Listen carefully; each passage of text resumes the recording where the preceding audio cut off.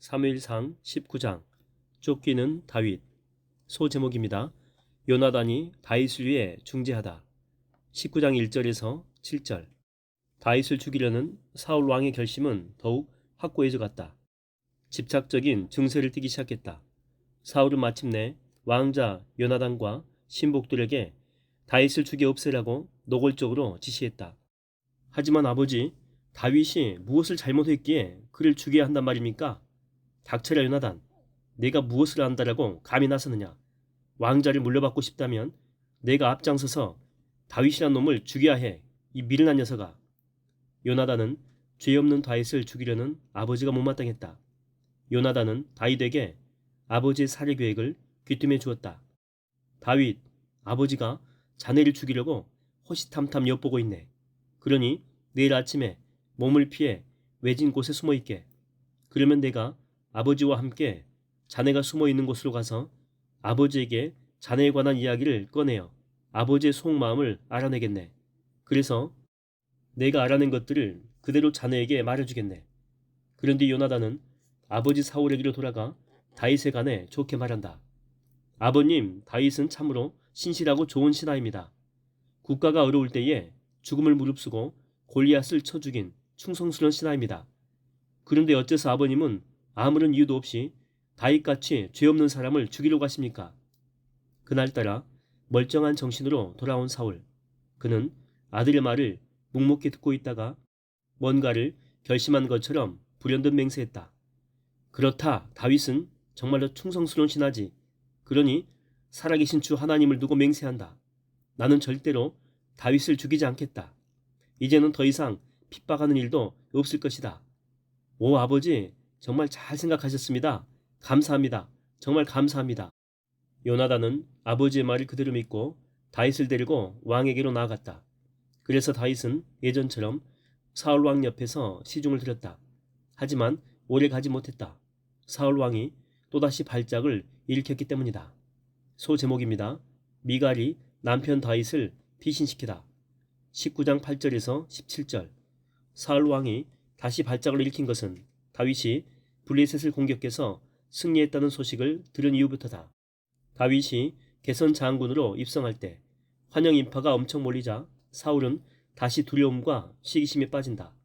발작이 시작되자 왕은 손에 들었던 창을 다윗에게 던진다. 다윗을 벽에 박아버리려고 한 것이다. 하지만 다윗은 얼른 몸을 피했고 창만 벽에 꽂혀 부르르 떨었다. 그날 밤 다윗은 왕궁에서 도망쳐 나왔다. 그러자 사울은 부하들을 다윗의 집으로 보내면서 명령한다. 너희는 밤새도록 다윗의 집을 사방으로 둘러싼 채 지키고 있거라. 그러다가 아침 해가 밝아오면 일시에 들이닥쳐 그를 죽여라. 반드시 죽여야 한다. 그런데 신하들 중에 다윗을 위하는 누군가가 미갈에게 그 사실을 알려주었다. 그날 밤 미갈은 집 창문을 통해 남편 다윗을 아래로 내려 피신시켰다.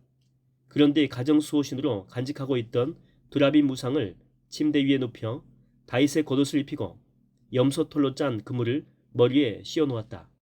그러자 영락없이 침대 위에 다윗이 잠들어 있는 모습처럼 보였다. 다음날 아침 해가 밝자마자 사울 왕이 보낸 군사들이 다윗의 집으로 들이닥쳤다. 그런데 다윗의 침대엔 사람은 없고 드라빔 무상이 염소털로 짠 그물을 머리에 뒤집어 쓴 채 누워있는 것이 아닌가. 군사들은 왕궁으로 되돌아가서 사울 왕에게 그대로 보고했다. 그러자 왕은 미갈을 불러 호통을 쳤다. 미갈, 이 못난 것, 내가 어찌 그럴 수가 있느냐. 너는 어쩌자고 나를 속이고 그런 짓을 했느냐. 내 원수를 도망치게 하다니 그게 대체 무슨 짓이냐. 아버님, 저도 어쩔 수가 없었어요.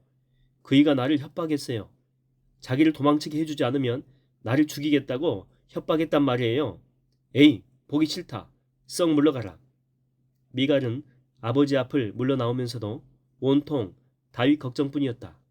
그만큼 미갈은 다윗을 사랑하고 있었다. 소제목입니다. 사무엘이 다윗을 도와주다. 19장 18절에서 24절. 아내 미갈의 도움으로 한밤중에 창문을 통해 간신히 목숨을 건져 달아난 다윗. 그는 그 길로 곧장 라마에 있는 사무엘 선지자를 찾아갔다. 라마는 왕궁이 있는 기브아에서 북쪽으로 3km가량 떨어진 곳에 위치한 작은 마을이다. 그곳엔 사무엘이 세운 선지 학교가 있었다. 사울의 추격으로부터 우선 몸을 피하기 위해서다. 사울 왕이 선지자 사무엘이 있는 곳까지는 추격대를 보내지 않을 것으로 판단한 것이다. 다윗은 또 앞으로 자신이 어떻게 해야 할지 사무엘의 현명한 충고를 듣고 싶었다. 사무엘을 만난 다윗은 사울 왕이 자기에게 한 일들을 모두 이야기했다. 그런 일이 있었다니. 사울이 어쩌다 그렇게까지 되었는지. 아무래도 안 되겠다. 다윗, 나를 따라오너라. 사무엘은 근처에 있는 선지 생도들의 기숙학교인 나요스로 다윗을 데리고 가서 거기에서 함께 지냈다. 다윗이 라마 지역의 나요스에 피신해 있다는 정보를 입수한 사울은 즉시 체포령을 내렸다. 군사들이 나요스에 도착해 보니 성지 생도들이 황홀경에 빠져 예언을 하고 있었다. 그 순간 사울의 군사들도 하나님의 영에 사로잡혀 예언을 하느라 모두가 자기 임무를 잊었다. 왕은 다시 군사들을 보냈으나 그들 역시 하나님의 영에 사로잡혀 예언을 했다. 세 번째도 똑같은 상황이 벌어졌다. 이때 사울 왕의 군사들이 행한 예언은 하나님의 계시를 받아 미래의 일을 선포하는 선지자의 예언이 아니다. 하나님의 영, 곧 성령에 감동된 상태에서 하나님을 찬양하는 신령한 노래를 부른 것뿐이다. 그러니까 다윗을 잡으러 온 사울의 군사들은 성령에 의해 강권적으로 감동을 받아 자신들의 임무를 잊은 채 신령한 노래를 부르는 선지 생도들의 무리에 합세하여 함께 하나님을 찬양했던 것이다. 에이, 저 머저리 같은 놈들. 좋다. 그렇다면 내가 직접 가마. 마침내 사울 왕이 군사들을 이끌고 직접 라마를 향했다. 기브아와 라마 사이 위치한 세구 지역을 지나 곧장 라마 지역의 나요스로 내려갔다. 그런데 라마로 가는 도중에 하나님의 영이 사울에게도 임했다. 그러자 사울도 황홀경에 빠져 중얼중얼 예언을 했다. 그러다가 사무엘 앞에 이르자 사울은 겉옷까지 벗어던지고 예언을 했다. 그리곤 그대로 쓰러져 온종일 벗은 채로 누워 있었다. 이런 일이 있고 나서 이스라엘 사람들 사이에 속담이 생겼다. 사울도 예언자가 되었느냐라는 말이다. 어떤 사람이 이전 상태와는 갑자기 몰라보게 달라져 있는 모습을 표현할 때 쓰는 속담이다.